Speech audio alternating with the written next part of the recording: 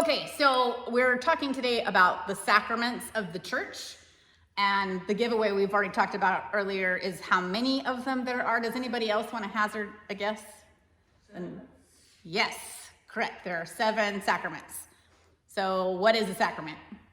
A sacrament is, broadly speaking, an outward and visible sign of an inward spiritual grace, right? So a grace is something that God gives us that's unearned, undeserved, things like forgiveness of sin. It's the way that God enlightens our minds, stirs our hearts, strengthens our wills, if you want to put it in big, broad strokes of definition. All of the sacraments also have the symbols that accompany them to help us remember them and the tangible pieces of them. And we have a lot of those in ways marked in our church. I mean, I think the windows here, are they not? So, Maybe some are. that one certainly is, which is the chalice and host And that's wafer. baptism. And the shell is one of the symbols of baptism. That is St. Mark's lion, so that's a gospel symbol. The lily is a little more complicated. It's not directly sacramental. To get you off, but No, it's fine. I love talking about the things.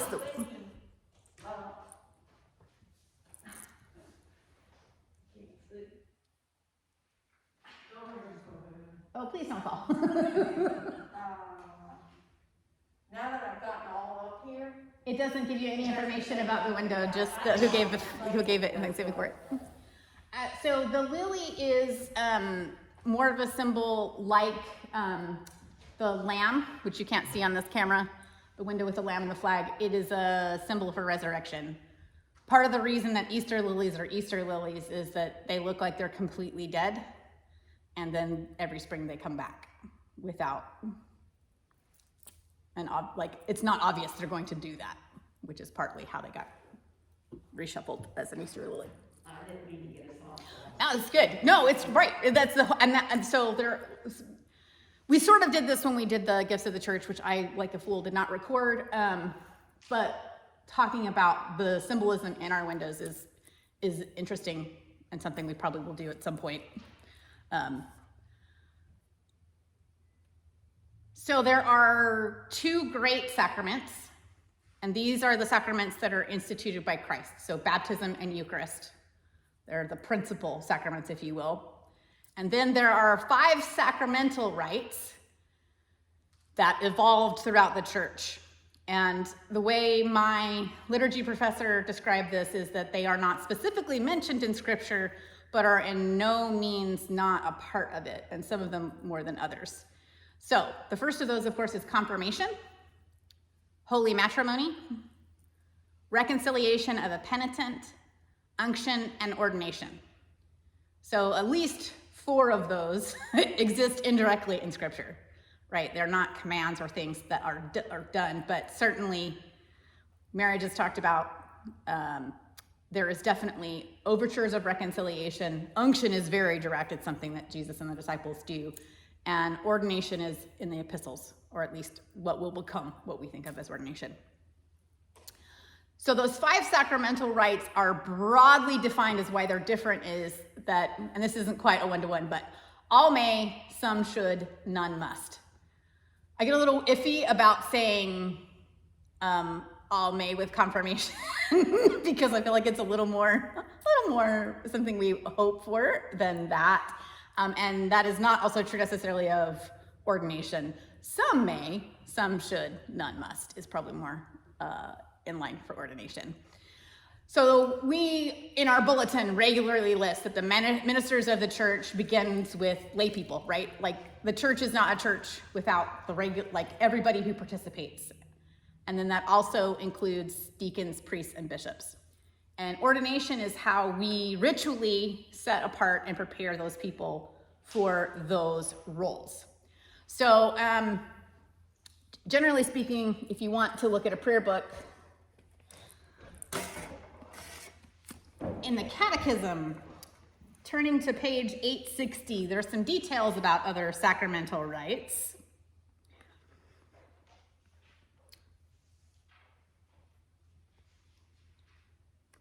And we're going to talk about all of these sort of in the order they show up, in reverse order that they show up in the prayer book, and starting with ordination. So also in reverse order is bishops. So bishops are one of the first orders of the church, and were originally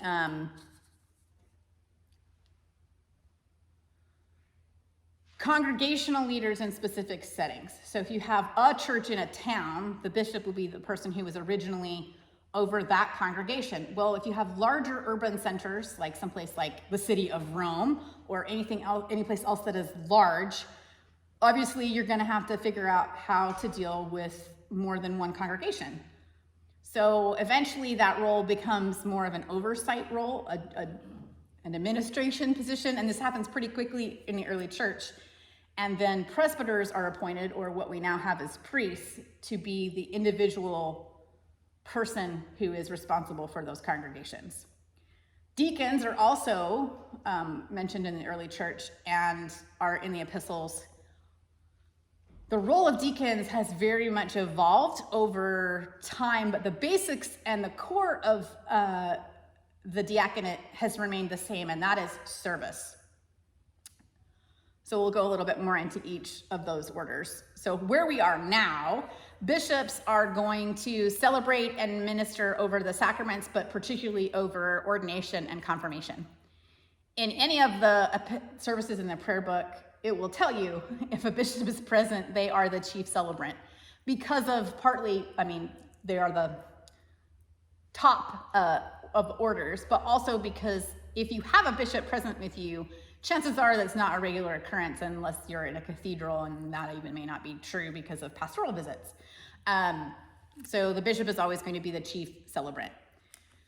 Bishops have also the obligation of shared leadership with all the other bishops in the church, of leadership of the church in the world. And that's how we look at our house of bishops within the Episcopal Church. And then in the broader Anglican Communion, bishops from literally all over the world, and their job is partly to govern and direct not only your local church, but also to look at what we are as a tradition doing globally. And obviously that gets pretty complicated the further out and bigger picture you look at. The other big piece of being a bishop is to sustain and counsel fellow presbyters. In other words, bishops pastor other clergy and each other is their primary role, as opposed to a priest whose primary job is to counsel the people or pastor the people they are assigned to. So the bishop is my chief pastor, I am y'all's chief pastor. Obviously, chief does not mean exclusive and solely, right? Like you pastor each other, right?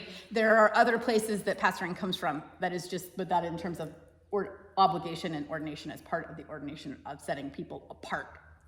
For priests, pastoring is a big piece of that, as well as teaching, administering the sacraments. In the case of priesthood, obviously the big ones are baptism and Eucharist. And with everybody else, building up those who are called to serve in the church. So broadly speaking, my primary job is to help y'all do the work of the church. Notice, not do the work of the church. Help y'all do the work of the church and empower you all for your different ministries. It's an interesting way to look at it in terms of the way it's defined in the prayer book. So if priests are the right that is chiefly to minister within the church, deacons are the ones who take the church to the world, right? So deacons assist with the sacraments, yes, but the principal role of a deacon is, from the prayer book, by work and example, make Christ known among the people you live and work with in your own communities. So that is the principle, that's from the deacon's ordination vow. And a deacon is not, they can administer communion, but not bless. Correct. So technically the way we look at it is assisting, basically. So a deacon can administer a reserved sacrament, but they couldn't bless it themselves. And it's a little bit different role. Part of one of the big reasons why that is a distinction is to remind that the deacons they're not primarily in the church, they're in the world. So even though for us, we see deacons, well, we do when Kim's here, we see a deacon up front, and that's where we think about a deacon being is inside the church. Their primary vocation isn't, that's secondary, where that is my primary, is like what happens within this building and next door, for lack of a better word. Now, the way this works in orders, they're called orders because they are in order, right?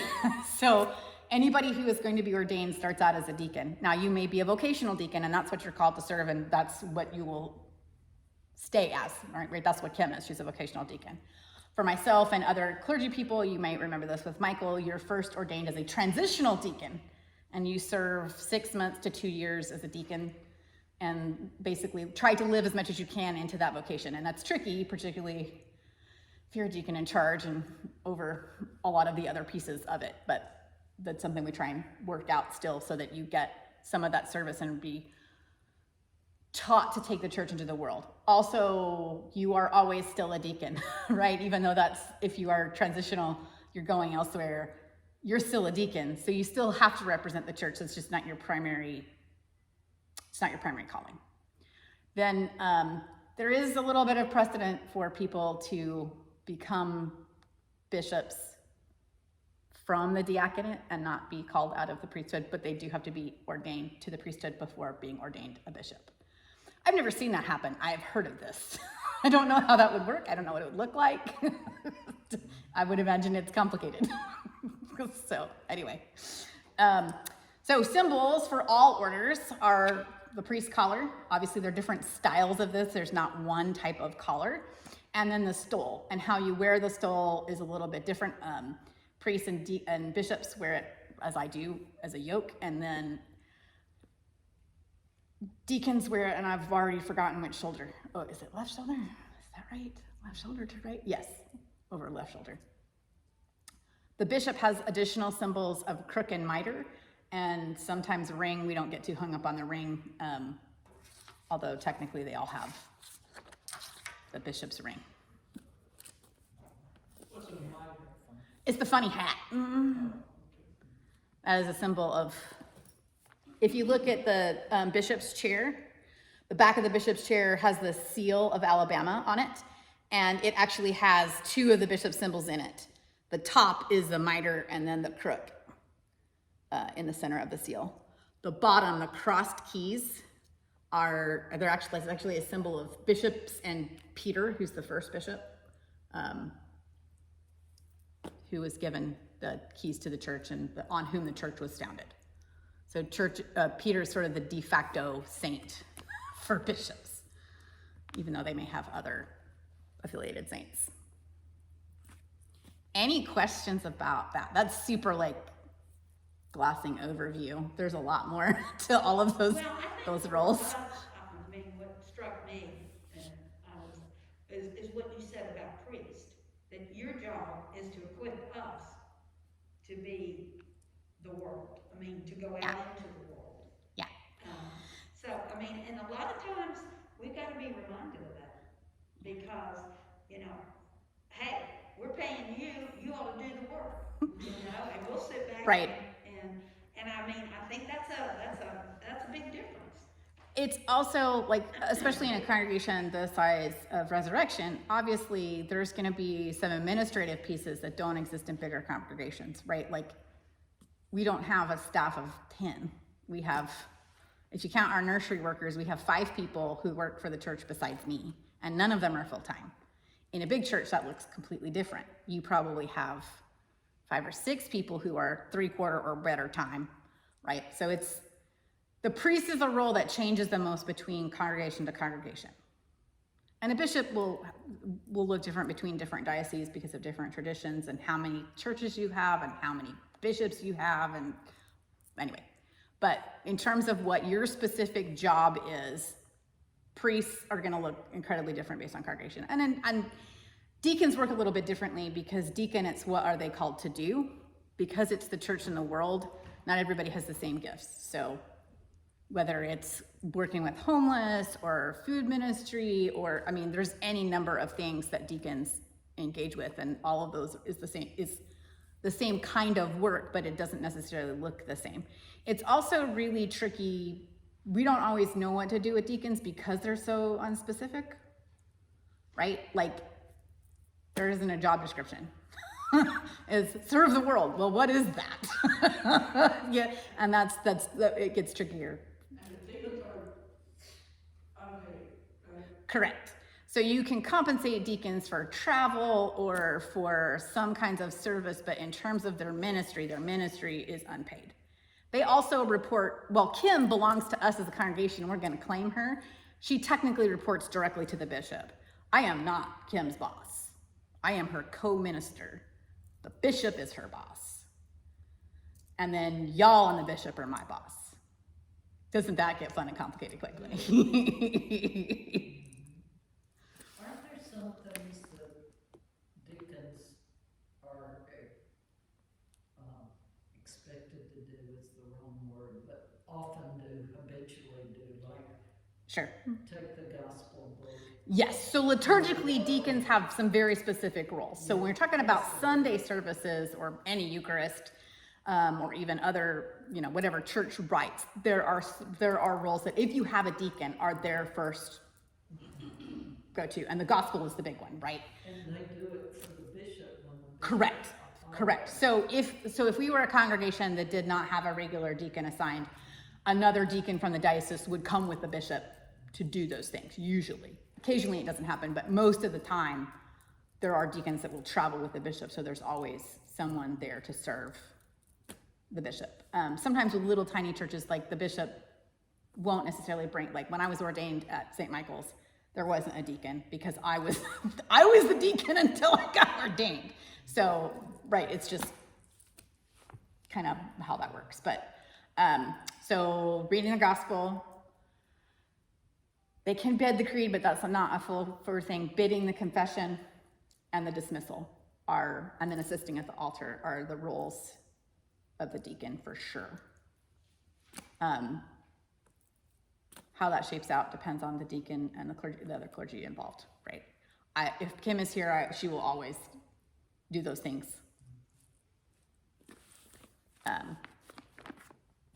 Because that's her job.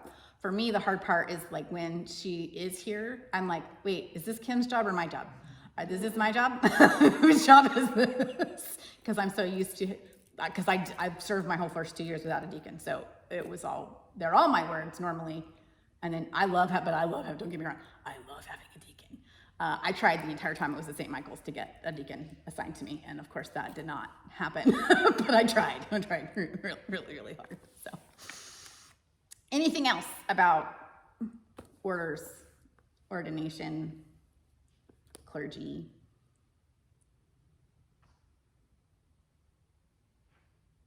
All right, we will move on to the next sacrament, and these will get briefer because there's less detail about them, and that is unction. So unction is part of ministration to the sick, can also be part of prayers for the dying, which is literally laying on of hands and or anointing with oil.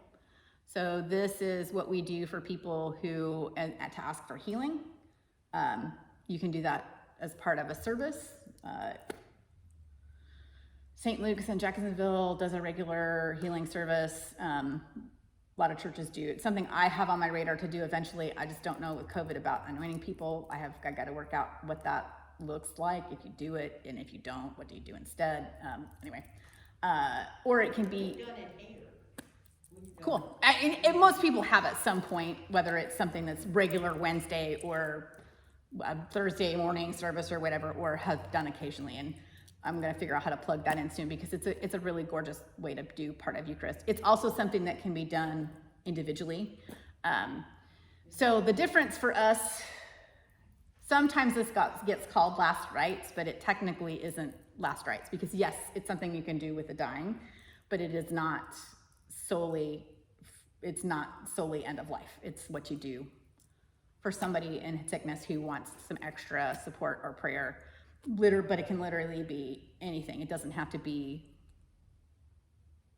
We've done it. critical. We've done it and announced that we were going to have prayers for. I remember Tim Christopher was having a severe surgery when he was younger, and he asked that we have, and several came and we laid hands on him, you know. Yeah. And it See, was- and that's what I love about the healing service, and that's part of why I've been hesitant to start doing it, because I don't know that that's the right answer in COVID.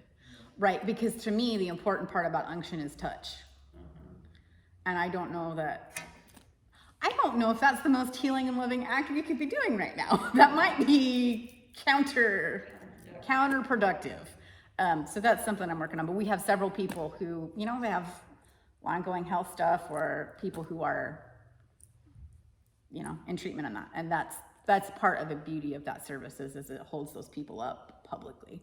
Well, and we even had one parishioner, who's still here, that asked for the Eucharist to be celebrated in Thanksgiving for his sobriety, and no one knew he was an alcoholic until then, you know. Right. So, Sure. I mean, that was probably one of the most touching things that I had, because I looked around and I said, oh my gosh, you know, and we all hugged him after the service, and we thought, how neat that you had that much faith in us to you know, share it with us. Yeah. And Yeah, do that's it incredible. in terms of the Eucharist. Right?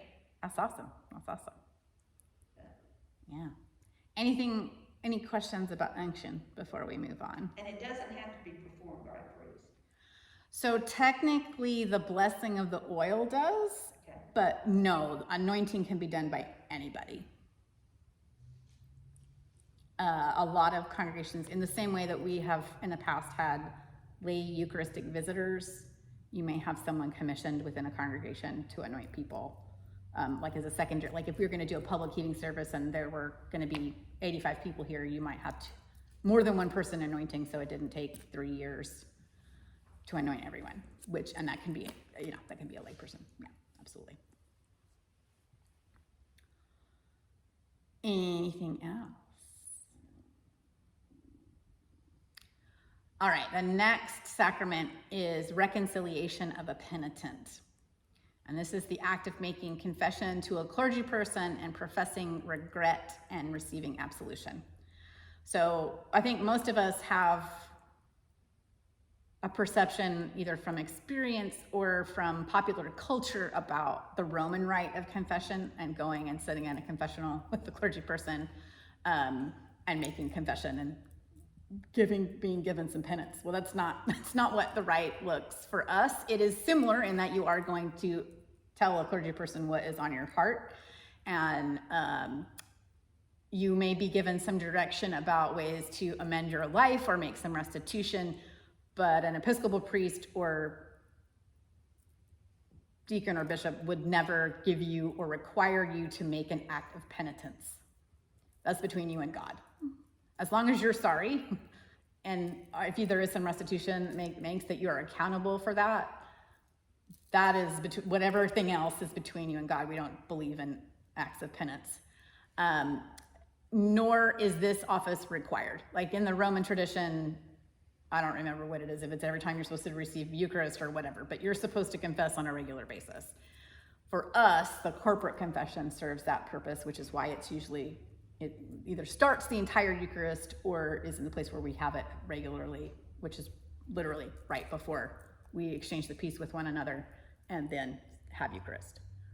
Because that's the thing we're going to review, what we need to maybe clean up within our lives and prepare our hearts to receive communion. But in terms of this level of penitence, this is for things that weigh on your conscience and you need to unload, if that makes sense.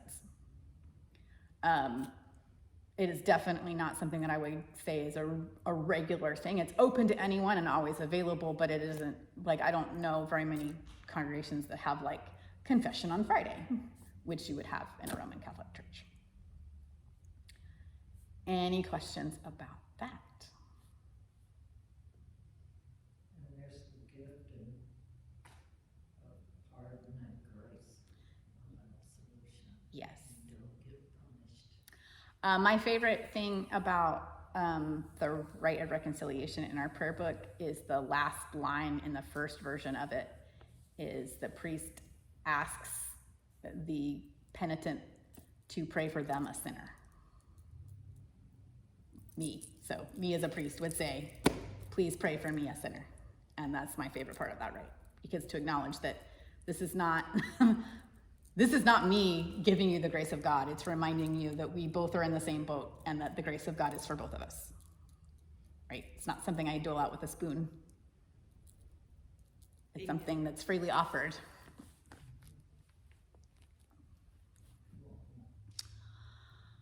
Oh, I didn't talk about symbols. So for unction, the symbol is oil, which is a difficult symbol to enact because an oil stock does not look like anything. It looks like a pill container.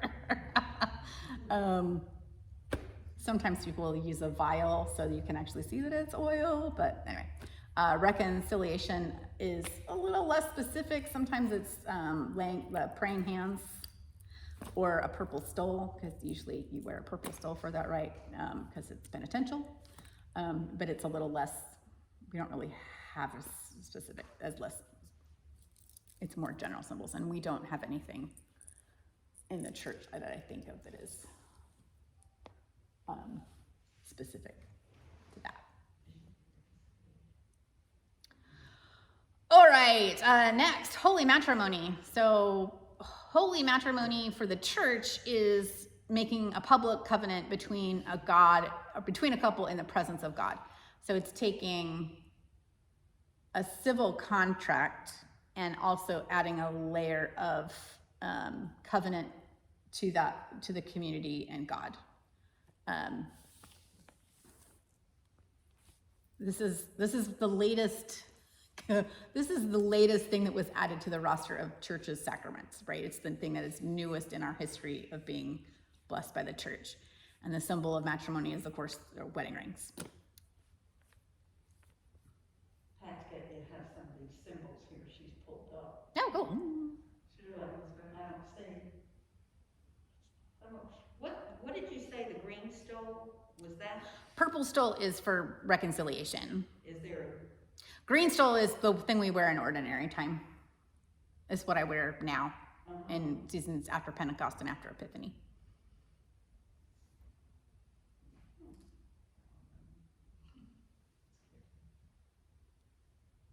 Is that the same as the altar hangings?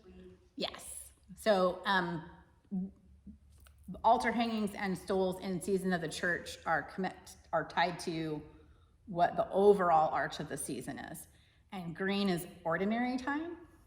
So, right, it's not, so like Easter is specifically a time of celebration, so we use white. Advent and Lent are seasons of penitence. We don't lean so much heavy on the penitent part in Advent, but that's part of what Advent is, so that's purple. And then seasons of the Spirit or Feasts of the Spirit or martyrs are red, so Pentecost, Holy Week. I love the red. I love the red appointments, and I'm always like, man, I wish we had more seasons that we use this in, because I tend to be my favorite. Because they're so ordinations are either red or white, depending on if they are connected to a feast. So if you are ordained on a feast day and the feast color is white, your color is white. If you're not going to celebrate a feast, it's red. Or if you're on a feast that's red, it's red. I had never heard all of that before, and I would think that's something important for altar guild to know that there's a connection with all the different colors. Yeah. So altar guild, Cheryl and I have been talking about this, and we were going to wait until things settled down to do some altar guild stuff, and I'm like, I don't think we can wait anymore. I just think we need to do it, because I don't. Whenever we go back to something that is not life under COVID, it's not going to be anytime soon. So we just need to figure out a time to do it, because it's like like in the summer back in June, I was like, oh, we can do this in September. It'll be great. We won't have to worry about masks. Yeah, well, here we are. So Here we are, so. yeah. So it needs to be. She and I need to get together and schedule it, and just because there's a lot of things like that people have asked me to talk about in terms of all of the things, what things symbolize, my own preferences, why we do things. Instructed Eucharist. Yeah, I'm torn about how to do that with a camera, because the camera changes that dynamic a lot. Because normally if I do an instructed Eucharist, I get everybody move up. so you can actually see what I'm doing.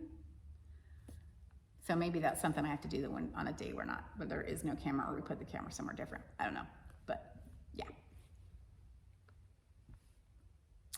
I don't remember what we were talking about last before we got into colors. Right.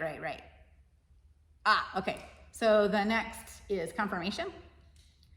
So confirmation is a public affirmation of faith and acceptance of the responsibilities of baptism. So as a tradition, if we baptize an infant or a person who is not able to speak for themselves, we as a community make a bunch of promises on their behalf. And that is the whole community. It's not just the parents, the godparents. It's us as a congregation about us supporting this child. When you are confirmed, the idea is that you are taking accountability for those promises made on your behalf. If you are baptized as an adult, you have already made those, you have already taken accountability of those, but it's basically reaffirming that yes, I am responsible for these things that were promised at my baptism. And that is done through laying on the hands of a bishop. So confirmation gets a little squishy because part of that is about having a relationship with the average churchgoer and the bishop, right? It's your bishop's contact. It used to be that bishops would also do baptism.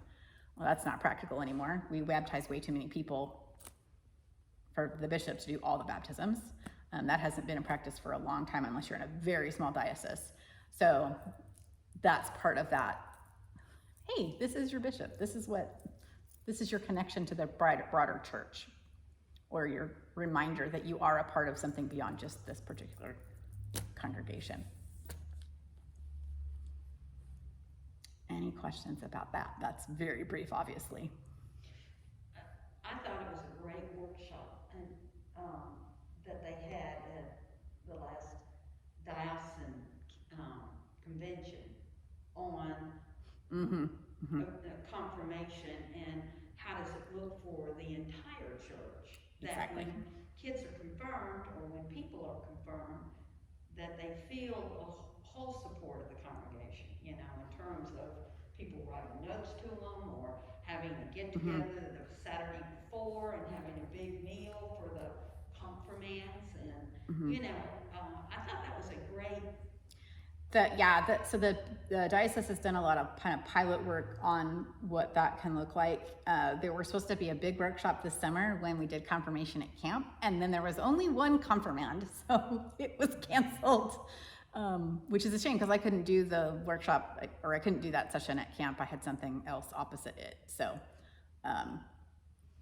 it's something that we have to really think about because it's not, the way it has been practiced doesn't do what it's supposed to do, right? It's supposed to help you remember that you are a part of something bigger than just a congregation.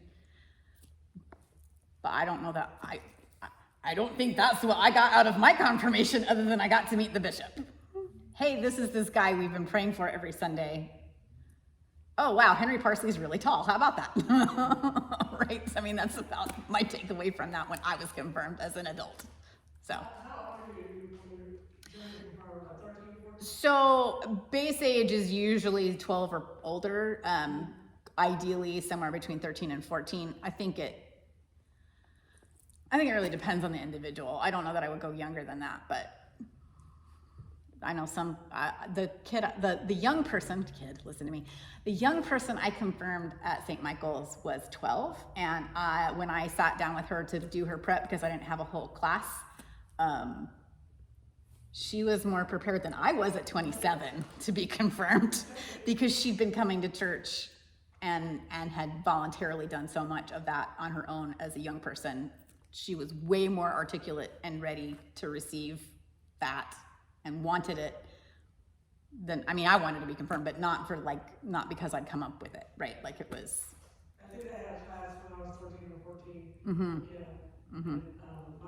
My niece and nephew just got baptized last Saturday, and they're in that young teenage age. Yeah. And, yeah. We also, it's really tricky, particularly with our young people, with the amount of prep that's supposed to happen in confirmation to help give kids the articulation of that piece of their faith and have ownership of it. that's really tricky to accomplish in traditional methods, and that's part of what the diocese is trying to work out, of how do you actually have folks who are prepared, but then you're not making some impossible number of classes they're never going to make, right? Like it's... Well, and you know, to do it like in a workshop, I mean, not a workshop, but at a time or a retreat with, I know, Michael would always do a retreat up at the Right. lake, you know, for a weekend, they'd go. And, Right.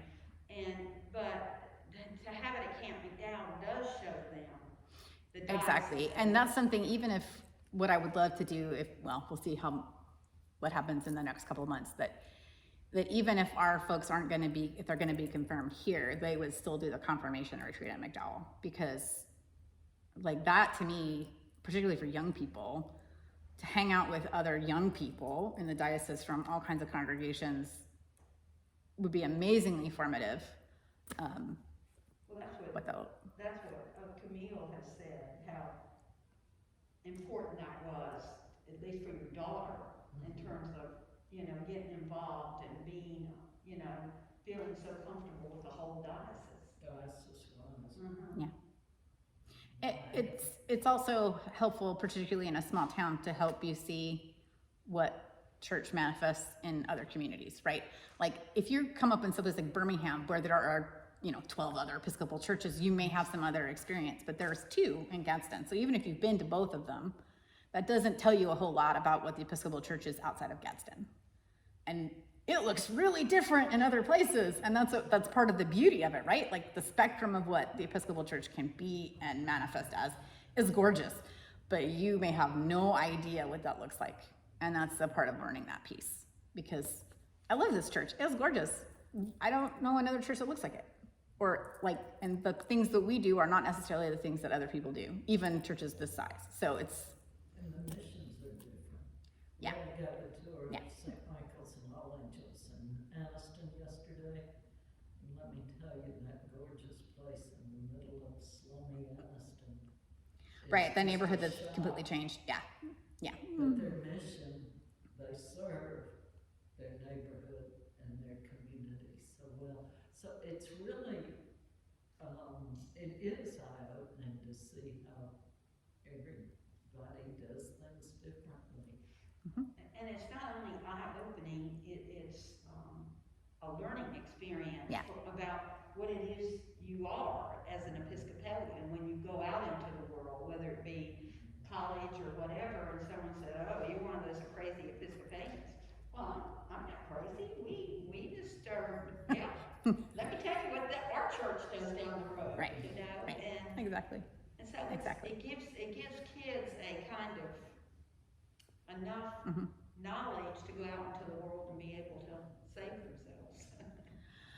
At least be prepared, right? The hardest part, if you're going to stay in any tradition, and not just the Episcopal Church, is that when you first launch, right? Like if you go to college and you're figuring out how to just function for yourself without your mom telling you to get out of bed and go to class, the kids that actually go to church at that age are like, that's a whole other, I cannot imagine what that is like. But I know they exist. I know they exist. I have friends who are college chaplains. They don't have lots of those kids, but they do exist. I was not that kid, would never have been that kid in a million years. I tried it, but I didn't stick with it. And that's how it happens to you.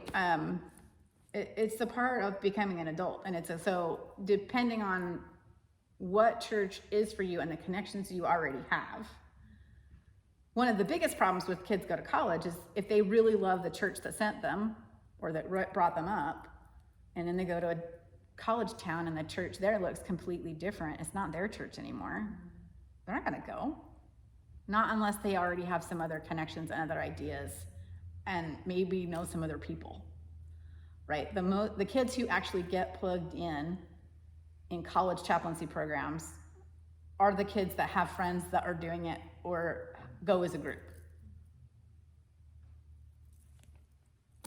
And a good thing about the Episcopal Church is we have the liturgy that will bring us together, you know. That is the, right, that's like the common thread through everything, regardless of how different your tradition is, regardless of what kind of music you sing, regardless of whether you have smells and bells and all the vestments or basically none of those things, you still have this. It's still structured around this, and the words are still in that familiar zone. They may not be exactly the same, but they're going to follow the same order and be familiar.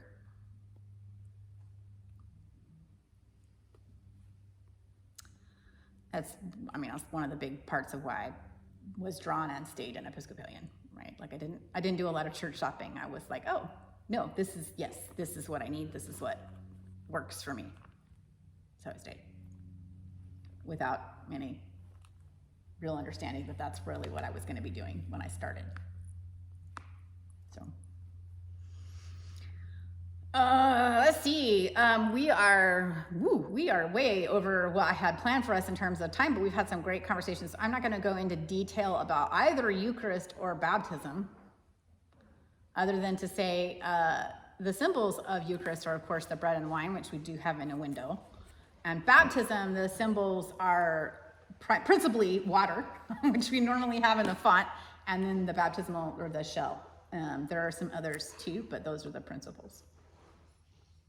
We will talk about those more later, like in prayer book and all those kinds of fun conversations that we have down the road. I have no idea what we're doing next week. No idea. I'll figure that out sometime, hopefully this afternoon or tomorrow. Anything else, y'all, before we wrap up? Well, thanks so much. I appreciate you all being here. Hope you have a great rest of your afternoon.